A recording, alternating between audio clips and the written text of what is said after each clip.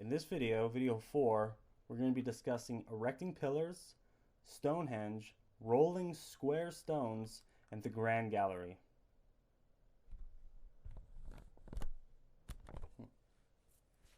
So first we're going to be showing how to erect a pillar. The goal is going to be to get the stone to go from being on its side to being upright like that without touching the stone using my hands. Just going to be using the rack system. Now, as you can see here, we have the ropes tied to the top front of it. As with any other rack being lifted, this wouldn't be necessary because since the stone is getting rolled in on rollers, you could go directly with the line or the rope on the bottom portion of the stone. It would make it more efficient. As you can see, we're using a lot of weight here to get it up. If you have the rope lower, it should go up more efficiently. But because the bricks grip so well, and just because this is an example, I decided to show it like this. So here we have the first lift, and we brace the stone.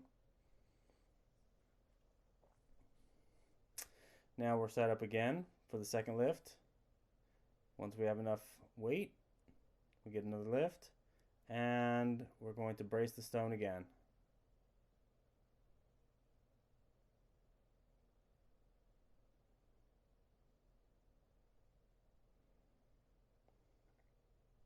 So now that we're up this far, we have to put the line underneath the bottom of the stone, otherwise it'll slip off. So here we're set up. And the third lift. Probably more weight than I needed. And same deal, we brace it again. The next step is going to be a little different. So here where the trick comes in, the sleds. So now we have the sleds that are bracing the stone going forward, so that way the stone won't smack down. Of course, for raising pillars, you'd want it to be properly framed and workers pushing on either side of it to make sure that the stone goes exactly where you'd want it to be. And there you can see an example of how it works. The sled braces the stone and stops it from going down too fast. There we go. Almost all the way there now. And here we are for the last pull. Obviously needing less weight the further you go. One more should do it. Nope, one more. And there it is. Everything's good, everything's right. Now we just remove the weight, remove the lines. A little wobbly because of the tape. But nevertheless, there you have it. Pillar raised. So now we're on to how to roll a square stone. So if that stone had gotten raised using the technique that we just saw, the question is now how do we get it to lay down flat? So it's pretty simple. So we have two pole racks. I guess the rack on the left could be considered a brace rack. Once you have enough weight, the workers would push down on one rack, on one crate, push up on the other crate, and then you would get the motion that you're looking for here. But since I'd like to do it hands-free, I'm just going to do it using weight. And first movement. As you can see, the rack on the left there moved. I should have braced it. It would have gotten more distance, but it's okay. It doesn't matter. We can just put a brace on the bottom and in the front. Just because I'm not sure which way, if I take the lines off, it would fall, so I braced it on both sides. And that's our first movement. So here we go for the second movement. We have got a little movement right there. I'm not sure exactly why that happened, but reset. I think the rack moved a little bit on the left. That's why that happened. And there you go. Stone goes down a little bit further and is held in place. Now for this portion of it, gotta do it a little different. First you have to brace it. And then we're gonna have to lift it off the brace.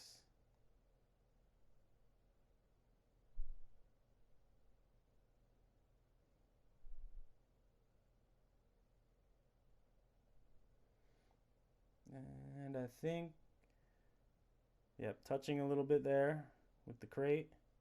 That's all right. We'll just add a little weight to the front. And there it is. We got the lift. Now we could remove the brace. And now the next part is very simple. All you have to do is remove the weight. And then once adequate weight is removed, you would have workers lift up on the crate and push down on the stone. But for this, all I'm going to be doing is removing enough weight. And then once enough weight is removed, that should do it. Then we just need to add a little weight on the top, and it sets down. And that's how you roll a square stone. So here's our example of how Stonehenge would be set. We have 3 stones we're working with. We'd lift 2 of them using the pillar raising technique we just saw. This stone will be dragged into place. Everything would of course be properly framed. In this example, we're just going to be using simple methods just to show the concept. We have a lift rack. Use the lift rack to lift the stone.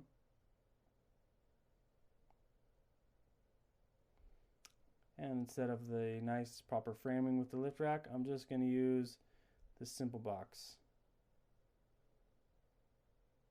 So now the stone is in place, and we can now set up the next pull rack. As you can see, there's a good firm brace on it.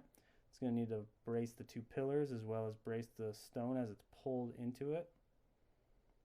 So for this, what we're going to do is a much more simple method than what would actually need to be done for Stonehenge, because we set the ropes on and that's good enough to just pull on the stone like that for this example. But in order to actually make Stonehenge, which has multiple stones that would need to get pulled that are right next to each other tight, you would have to use a swing rack going towards it. So that way the pull rack would be pulling on the swing rack rather than on the stone, because if you just pull the stone, it doesn't work because the ropes would get in the way for when you do the next stone. So there we go. We got the movement. Not quite all the way on the left side there, and that stone did it, and there you go. There you have it. Stones are in place. So the concept of Stonehenge.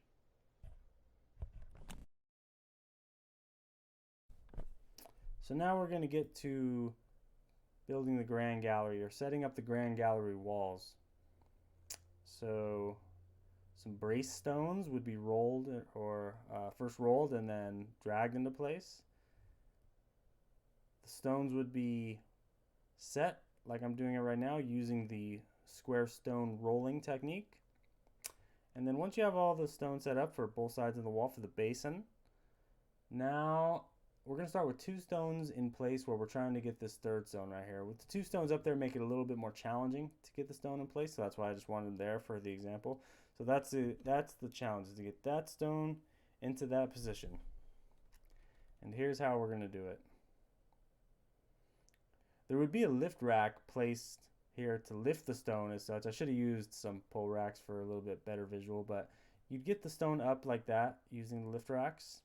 You would then slide this rack into place underneath it, where it would get set down. You would then use a pull rack. You'd brace that rack, and then you would use a pull rack to pull the stone into that position. You would then add this piece right here,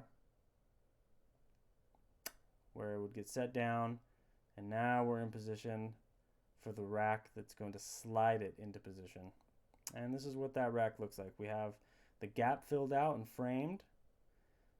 We have a swing rack and a pull rack, and there's a brace on the back to stop the stone, make sure we don't overshoot our mark. This is probably the best swing rack that I designed.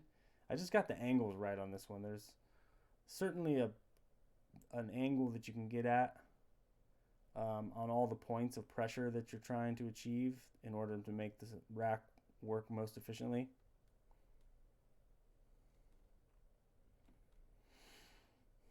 And I'm sure you can already guess what we're going to do now that you can see it like this. We're going to add weight to both the swing rack and the pull rack, which will slide the stone into position.